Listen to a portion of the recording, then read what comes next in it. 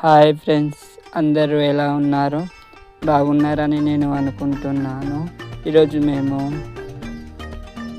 బయటికి వెళ్ళి మక్క కంకులు తీసుకొచ్చి వాటిని ఒలిసి వీటిని మంచిగా కడిగి దంచి అందులో చక్కెర వేసి మక్క గారెలు చేసుకోవడం జరిగింది.